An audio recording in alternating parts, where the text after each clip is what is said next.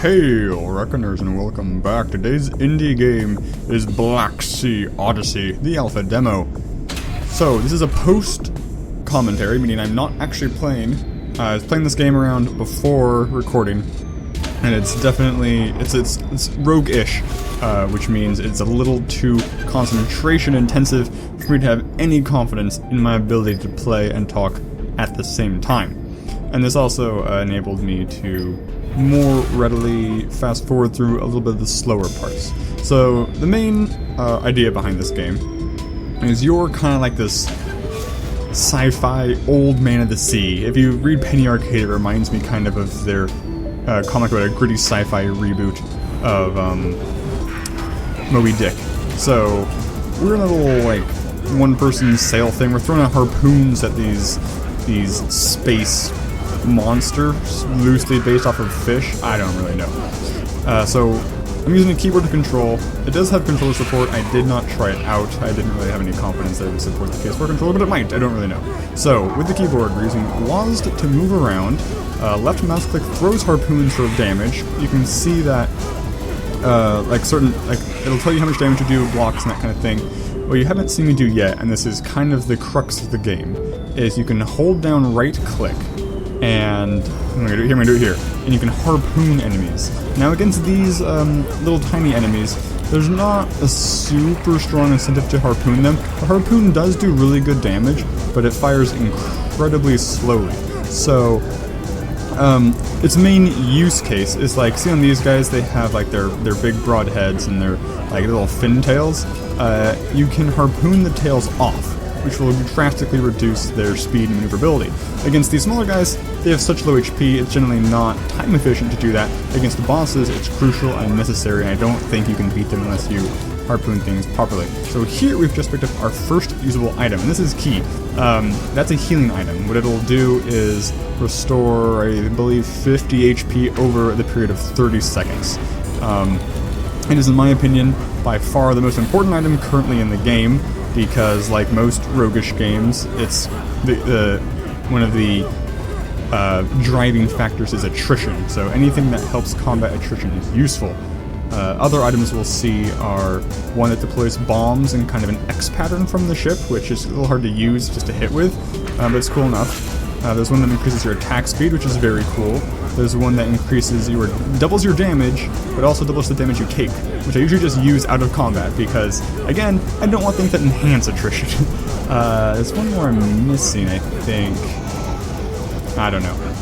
So, as we're exploring this kind of space sea area, we're fighting monsters. You can see, like below my HP bar, I've gotten 14 of these weird little notch things. That's money, which you can use in between hunts to buy like runes and that sort of thing. I'll go into runes once I actually get some of them. And to the left of that, I have gold things. Those are keys. Keys, there we got one key. I'm fast forwarding as I try and fly around. You can see on the bottom of radar, so you can see vaguely where other little groups are that will aggro together and whatnot. You can hold down shift to boost. Actually, shift, there's 3 different kinds of boosts. A single tap boost, which consumes 1 out of 3 bars. You can hold it briefly for a double boost, and you can hold it for triple boost as well, which, you know, obviously it scales. A triple boost is better than 3 single boosts. So here we use a key to open a chest. Do we get any runes? We do get a rune. It looks like increases the power of the boost by 20%. And we got a buttload of items. So we're sitting on 2 HP items. We are sitting pretty. I think I should use one here. What do I get good from here? Another 2 runes. What do we got? Spears deal 15 extra damage. That's fantastic. And increases attack speed by 60%. That's a good combo. This is by far my best run. So actually when I recorded this was my 5th run through the alpha demo. The first 2 I failed. The 3rd one I succeeded, and the 4th one I also failed to complete. And I'll explain why when I get that. I actually show a little bit of the run. So we're talking about the boss right now. So the way bosses work is, it's kind of like, you know, like I said, to harpoon certain areas. And I think, looking at this in hindsight, I think I'm too obsessed with the harpoon. So I harpoon that thing, and it'll say, rip it, when you can rip chunks off and expose the next layer of HP bar, essentially.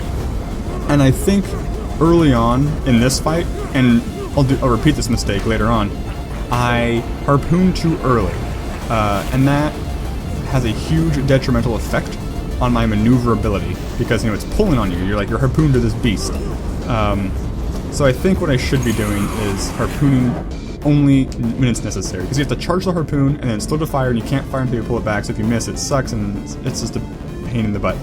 Some enemies it's hard to hit when they're moving though, so it's weird. I mean, I haven't really super analyzed this. So the second run, I chose the same boss. So here I'm showing you my 4th playthrough before this. This is actually the first boss, so I have no runes and no items. The first boss is really hard. Like, I have beaten him on my 3rd run where I beat the game. I have beaten this boss, but he's super hard, mainly because he's so wide with his 2 giant spikes, and they do 30 damage per hit. I haven't seen anything else in the game that does as much damage as touching one of this guy's spikes. Obviously, it's like a disclaimer, when I'm talking about in the game, this is alpha demo, so I would be very surprised if there's not more features, etc. in the works. Like right now there's only 3 different kinds of bosses. There's this purple guy we're fighting now, there's that double-mouthed guy we just beat, and there's the final boss, which we will see after this. So, but this guy, he's a really cool fight, because you kind of just tear him out, you can just eat him from the bottom up. But I do make a crucial mistake. I'm actually going to lose this fight. He does this maneuver, which I've never seen before, where, let's see, do it. I'm dying. I got no items. Okay, he does this. And I should probably have just boosted out and around, but I thought he was going to stop. And so he backs me up into a terrain feature and just crushes me. And Splortwood is dead. Which is too bad. One thing I have to explain about this game is the story. So we're an old man of the sea. Like I did mention that, old sci-fi man of the sea. But we're a bounty hunter, and there's bounties on these giant space monsters. So as you can see on the left here, those are my competitors. Here we're at the shop. What items did we get? We got spears do poison damage, and something else which I don't know. I don't think the cell function works right now, but that's the berserk thing, which doubles the damage you deal and take, which is why I was trying to sell it. But in this alpha demo, I don't think the cell function works. I think that other rune's a slow. Show me. Increases your spear damage by a bunch. Okay, that's cool. So we're a bounty hunter. These other guys are our competitors. We're going for score. Here we choose which kind of mission we want. There's different things. Basically, there's a bonus to difficulty and a bonus to reward. The 3 things that can be bonus to difficulty are there can be a percentage increase in enemy size, or enemy damage, or enemy speed.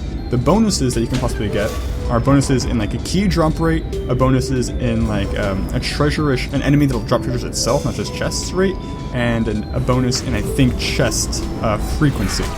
So typically the only one of the things I avoid is enemy damage. Enemy size really doesn't matter except for the boss. Enemy speed definitely matters for pretty much everything. So you kind of just have to go by the percentages, and that's why I accidentally chose the same boss twice in a row for the full playthrough, because they had the more favorable bonuses. What do we get? Oh, we got player creates a frost trail. I think we already had that one. Oh, we unlocked this one. It's a small chance that spear deals 4 times damage. That's cool. We don't know what the chances though, so I don't end up not using it. You can hit tab to change your rune loadout, and apparently your items at will, which is super useful. You don't have to consume them just to get to the other ones. This is the 3rd and final mission of the alpha demo. We're going to use a healing thing. I feel like there's something I was going to say that was very important. I do like the rune system quite a bit. I think right now, luck definitely plays a bit of a factor, because I've definitely, like the first 2 games I played that didn't get very far at all, like not past the 2nd boss, I didn't have any runes, and so I think it's just that purple boss. The purple boss is just, it's really hard. He's harder than the final boss, but to kind of reiterate something I said earlier, he might be significantly easier if I wasn't so harpoon happy, because that negative impact to maneuverability means it's harder to avoid that giant spike damage. But still, 30 damage means, and especially if you don't get lucky and get any of the healing items, it hoses you real hard. So we're kind of just searching around. This specific map had an interesting spawn where there's a really dense cluster of pings on the radar for just enemies kind of everywhere. Oh, we got a shield. I forgot to mention this shield. It's that greenish ring in my E. Basically, items go to Q and E, which is convenient. I did mention boost. Okay, yeah, we're just kind of grinding. I'm not really sure why I'm grinding. At this point, I'm full up on runes, essentially. I only got like a couple slots left, so I'm not... And my damage output, you can see, is absurdly high just from all the harpoon runes I have. Or spears. I guess harpoon will be the thing with the tether, and spears will just be the things I chuck, the fire and forget type things. Okay, here is the final boss. He is huge. Got a giant eye. We missed that chest. We could have gotten that chest right above us, but we didn't. So he's got basically two giant mouths with an eye in the middle. And then there's a big long tail covered with more mouths, which we're going to systematically just rip off. But first we're going to rip his tail. The thing I like about this boss fight is it feels kind of Shadow of the Colossus-y. You're fighting this big guy, you're just kind of like just harassing him, taking him out piecemeal. And one thing I do like they did about this boss fight is once the boss fight engages, you'll notice he's kind of swimming away, but we're no longer in the same zone. I mean, we kind of are, but they got rid of all the enemy nodes, assuming it didn't clear all of them, and they got rid of all the terrain, which is nice, because in other boss fights with this terrain, like we saw with that flashback to that purple boss, it can really screw you up. So this guy, I'm basically taking out the mouths here, so I can get to that middle juicy bit, where it gets narrow.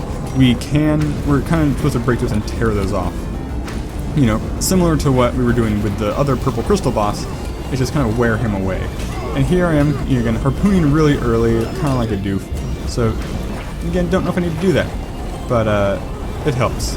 The one advantage to harpooning early is it lets you rip off immediately, and you can't control how zoomed in you are in this game. So, having the harpoon attached to the enemy can be really useful as kind of like a compass to help guide you in the right direction. And one thing I haven't figured out about these boss fights is how the health actually works. So my impression is that they kind of have stages. So like I can deal damage to that middle bit and destroy it, and the damage I'm dealing will also take away his maximum HP, that bar in the top middle of the screen. But if I get to the point where it's telling me the harpoon and rip out that middle bit, any further damage I deal, I think, doesn't affect the max HP. I'm trying to look at it right now and notice. Yeah, because tearing it off is a big chunk of his HP. I don't know. Because those middle things, you can weaken either side to tear it off. So I don't know if I completely weaken one side, if I can go to the other side and continue to damage the whole. I don't know. It's a little not clear. But it's fine, because it actually still feels pretty cool and dynamic and organic, etc. etc. He has those little spike launcher things. As far as I could tell, you couldn't rip those off. Maybe if you timed it right, when they flap open, you can shoot the inside. I didn't really try it. They weren't that big of an issue. Okay, so we put off the last bit, which means we now have to fly down one of the two mouths and attack the eye. I'm kind of looking for that now. I'm like wondering, like, what do I do? Do I have to tear away all the little eye heads? No, you don't. Maybe you do, I don't know. The mouths are open now is the point. So we stab that bit. We shoot it, we shoot it, we shoot it. Oh, it's at the tongue, it looks like, not the eye. Interesting. This fight actually goes a little differently than the first time I do this fight. The first time I did the fight, when I tore the eye away, that was the end of the boss fight. I don't know how I dealt extra damage, but that's what happened. So I was like, the eye shoots lasers? The mouth's closing? I don't know what's happening. I was kind of losing my cool here a little bit. I think I just missed the harpoon. If I just landed the harpoon on the eye, I think as the eye retreats, I was hitting the mouth. Here highlights a slight problem I have with the game. I thought the loot was going to spawn from the eye. The loot spawns back with the body. If you're not right on top of the body when the boss is dead, you don't get any of the loot. And that's the worst. It's super unrewarding, and there's almost no window. Like, I've been on top of bosses before, and the loot spewed, and some of it just spewed far enough away that it didn't get vacuumed up by me, even though I was on top of the right spot. I got most of the loot, but it's really easy to get partial or no loot on the boss. And maybe that's just what they want, but I really don't like it. They want you to get close and dirty with the boss, but it's, I don't know. It feels like a bug to me that should be fixed. I don't know. Like I said early alpha, so they are looking for feedback. This demo is free. Check it out in the link below. The Kickstarter is not currently live, so I will tweet it out when it goes live, because I intend to back this game once that goes up. And thank you guys so much for watching. I'll see you in the next video. Signature catchphrase.